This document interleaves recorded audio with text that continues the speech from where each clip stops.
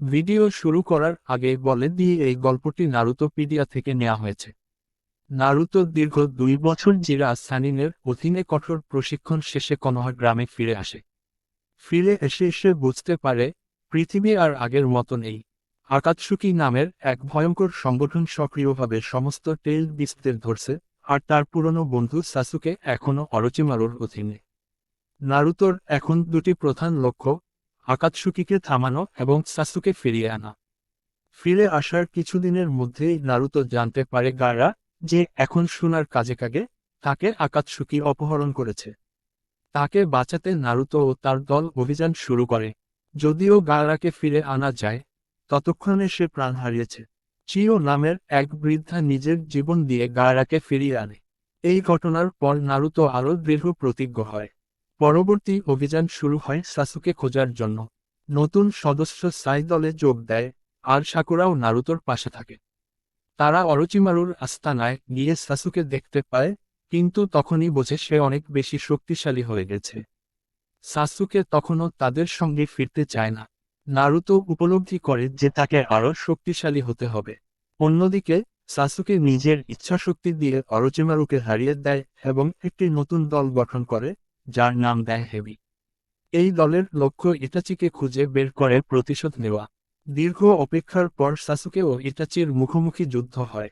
Itachi মারা যায়, কিন্তু পরে সাসুকে জানতে পারে এক নির্মম সত্য: ইটাচি আসলে কনোহা গ্রামের নির্দেশে উচিহা ক্ল্যান ধ্বংস করেছিল, শুধু সাসুকে রক্ষা করার জন্য। এই সত্য সাসুকের ভেতর থেকে বদলে দেয়। সে এবার পুরো কনোহা গ্রামকে দোষী মনে করে এবং প্রতিশোধ নিতে চায়। সে মাদারা উচিহা, যাকে সবাই তখন প্রবি নামেই চিনত, তার সঙ্গে জোট বাঁধে। অন্যদিকে আকাতসুকির সদস্য পেইন কনোহা গ্রামে আক্রমণ করে এবং পুরো গ্রাম ধ্বংস করে ফেলে। নারুতো তখন সেজো মদ রপ্ত করে গ্রামে ফিরে আসে ও একাই পেইনের 6টি দেহের সঙ্গে লড়ে যায়। শেষ পর্যন্ত সে নাগাতোর আসল অবস্থানে পৌঁছে যায়। নারুতোর কথা ও বিশ্বাসে নাগাতো প্রভাবিত হয়। সে নিজের ভুল বুঝতে পারে এবং নিজের জীবন দিয়ে কনোহার সবাইকে ফিরিয়ে আনে। গ্রামবাসীরা প্রথমবারের মতো নারুতোকে নায়ক হিসেবে দেখে। তবে বিপদ এখানেই শেষ হয় না। 5 কাগে সম্মেলন ডাকা হয় যখন প্রবি আসল পরিকল্পনা প্রকাশ করে, যাদের চোখ চালনা, যার মাধ্যমে সে সবাইকে চিরস্থায়ী জেনজুৎসুতে ফেলে শান্তির নামে বিশ্ব নিয়ন্ত্রণ করতে চায়। এই ঘোষণার পর শুরু হয় চতুর্থ গ্রেট নিনজা যুদ্ধ। সমস্ত শিনোবি একত্রিত হয়ে একটি জোট গঠন করে। নারুতো যুদ্ধের মূল শক্তি হয়ে ওঠে। সে কুরামার সঙ্গে একাত্ম হয়ে পুরো শক্তি রপ্ত করে। অন্যদিকে কাবুতো ইডো টেন্সে ব্যবহার করে মৃতদের ফিরিয়ে আনে, যার মধ্যে ছিল ইটাচি, মিনাতো ও আরও অনেকে। ইটাচি জীবিত অবস্থায় সাসুকে সত্য বোঝায় এবং কাবুতোকে থামায়।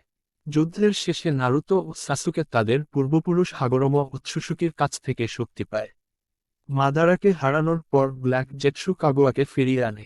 কাগুয়া হচ্ছে সেই আদিম নারী, যে প্রথম চক্রা ব্যবহার করেছিল এবং পৃথিবীর প্রথম শিনোবি ছিল।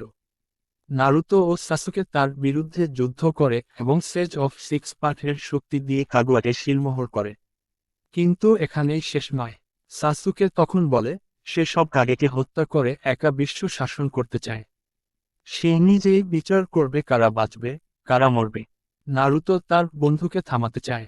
শুরু হয় চূড়ান্ত যুদ্ধ, নারুতো বনাম সাসুকে। এই যুদ্ধ চলে উপত্যকার সেই পুরনো স্থানেই। তীব্র লড়াইয়ের পর দুজনেই এক হাত হারায়। শেষ পর্যন্ত সাসুকে উপলব্ধি করে যে নারুতোই ছিল তার সত্যিকার বন্ধু। সে নিজেই আত্মসমর্পণ করে। সবশেষে শান্তি ফিরে আসে। নারুতো হয়ে ওঠে সকলের সম্মানিত নায়ক। কিছু বছর পর নারুতো হিনাতাকে বিয়ে করে। তাদের 2 সন্তান হয়, বরুটো ও হিমাওয়ারি।